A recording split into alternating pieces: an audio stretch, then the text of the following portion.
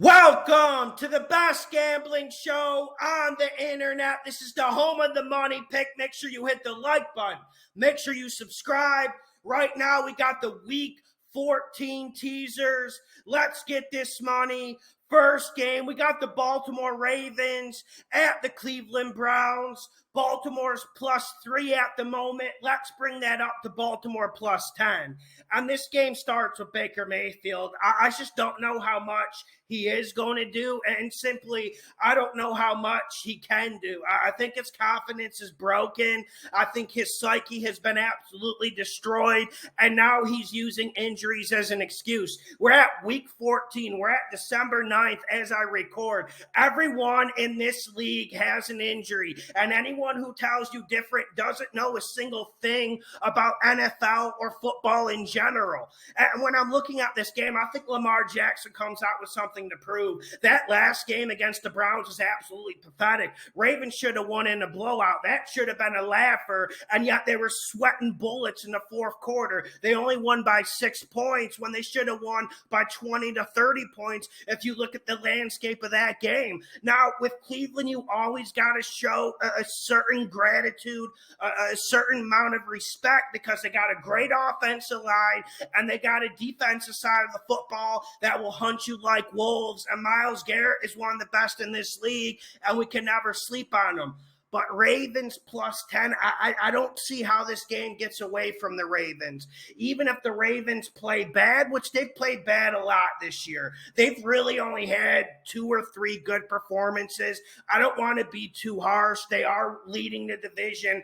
But can anyone find 2 or 3 good performances from the Ravens? You can't find any more than that. But we could say the same thing about the Browns. And I think the Ravens play this very simple on defense. Bare fronts, 8 men in the box, stop the Browns running game, and make Baker Mayfield throw. And when it comes down to it, who's going to make more plays, Lamar Jackson or Baker Mayfield? Who's going to make more plays? It's going to be Lamar Jackson. That's why I love Baltimore with the +10. Put that on the teaser first game. Next game, we got the Pittsburgh Steelers at the Minnesota Vikings. This is for my degenerates. This will not be on the teaser, but I don't want to duck away from it. I'm bringing that Minnesota -3. I'm bringing them to +3. There's not a lot of science here. If anyone says they got a good read on either of these teams, I would argue with them. And for me, I think Minnesota has more playmakers on offense. We saw Big Ben have that renaissance in the second half against the Ravens. We saw that Steelers defense play really well.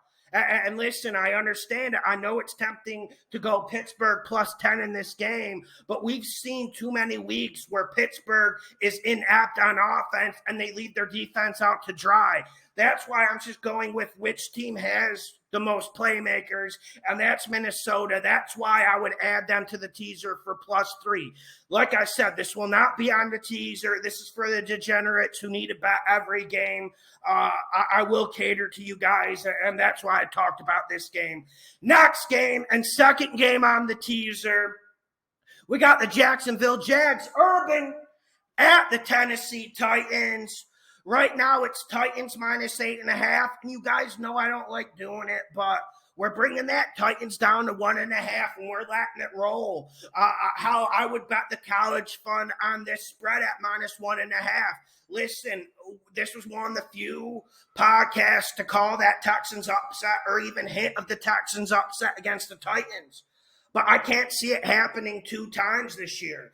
You know, the Titans always have 1 or 2 squibs in them per year. But I just think this Tennessee offense, they're reaching a new level. On this Jags defense, they can match up. Okay, Jags defense can match up with Tannehill in this offense rather easy. But the problem is this Jags offense. They've been absolutely tragic. They've been devastating. No one's helping Trevor Lawrence. We can talk about the wide receivers, but now I'm focusing on Urban Meyer, and I don't know if he wants to be there. He's putting his name out into college jobs. He's seen these college coaches get paid, and he's already looking for a way out. It's just really cheap. And listen, I haven't been wrong about a lot of macro issues this year when we're talking long term, but I was wrong about Urban Meyer. I thought he would be more competitive than this. It's been so disappointing. Tennessee with the -1.5, add it to the teaser. Next game, we got the Dallas Cowboys, them boys at the Washington No Names. I'm pumped for this game. Washington +4, 4.5 right now, 4 depending where you're placing your bets. I'm bringing that up to No Names +11.5, and it's kind of been a staple all year. Like in Brazil, they eat rice and beans with every meal. There seems to be a Washington pick on a teaser every week, and they don't really disappoint. Listen, say what you will about Taylor Heineke, and I will preface this. We need 11.5 with this dude because he will try to throw away the game. And when you got Diggs on the other side and a few ball hawks, I mean, you could easily see Heineke with 2 or 3 interceptions. But the main analysis of this game is we're at December 9th, people, and this is when physicality starts taking over. This is when defensive lines start taking over, and everyone's been focusing on Dak and this receiving core and how they're out of rhythm. But my main problem is this offensive line. Dallas, first of all, has gotten away from the run-pass balance, and that's left this offensive line exposed. It's not an offensive line that's good at pass blocking. It's not a finesse offensive line. They're better at going forward, and I don't think they're going to be able to run the ball on Washington either, even if they tried and stayed dedicated. So I think eventually in this game, Dallas gets one-dimensional, and that opens things up for Washington's defense. We know their secondary is trash. We know Dallas has 2 thoroughbreds on the outside, but, you know, if Dak's getting pressured, if he can't hold that ball more than 3.5 seconds, I don't see how the routes develop, and I think Washington will be able to contain this Dallas offense. And when I'm looking at the other side of the ball, yes, there's the Taylor Heineke question. Yes, it is a serious concern, especially with how sloppy he is with the football. He tried to throw that Vegas game away 2 or 3 times. But listen, Washington is running the ball good. They will get running past balance. I'm pretty sure Logan Thomas is out. That's a big blow, but that's why I feel more comfortable with the 11.5. Next game, we got the Seattle Seahawks, Russell America Wilson, at the Houston Texans. Right now, it's Seattle -8.5. And, I'm going the other way, man. I'm bringing that down to Seattle -1.5. I don't want to overthink this. I don't want to philosophize on this too much. When you say Davis Mills, I take the other team. When you say Davis Mills, I bet against Davis Mills. It's rather simple. I don't think I need to explain it in detail. And listen, Seattle played good against the 49ers last week, but I think some people are overreacting. Like, I even had to read the comments this week saying they'll run the table. All right, calm down now, calm down.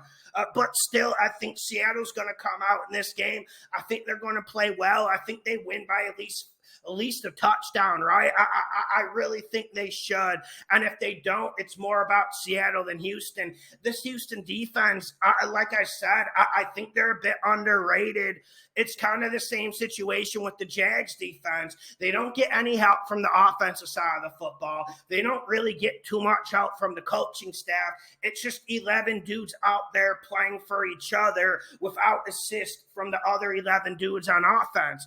I mean, there's only so much Houston's defense can do this game. And when Seattle controls time of possession, that's when they're good. That's when they win. I think they control time of possession this game. I love Seattle -1.5. Make sure you hit the like button. Make sure you subscribe. Let's get to the next game on the teaser. Last game on the teaser, we got the Atlanta Falcons at the Carolina Panthers. Atlanta's +2.5, and I'm bringing this up to Atlanta +9.5. And it's always a risk betting Atlanta, and especially since Carolina is getting a new offensive coordinator, I think it will add a little bit of boost. It should add a little bit of verve to the team. Cam Newton gets another week within the system.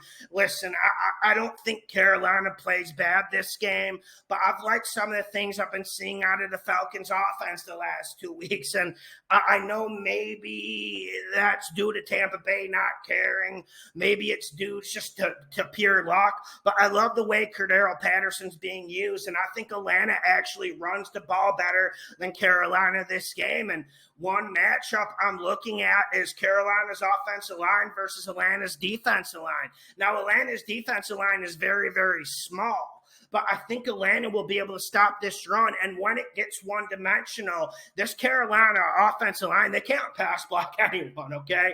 They get the olays, and they're going to let people go straight to Cam. That's a big part of this game. And with Christian McCaffrey has quit on the Carolina Panthers. Like, I know we're going to get his fans on here defending him, but he's quit on this team. And I think the difference is Cordarrelle Patterson helps Matt Ryan more than who's going to help Cam Newton. I mean, Cam Newton can help himself, and he can go 12 carries for 112 yards. He damn well could do that. But that's why I like the +9.5, and it makes me feel snuggy.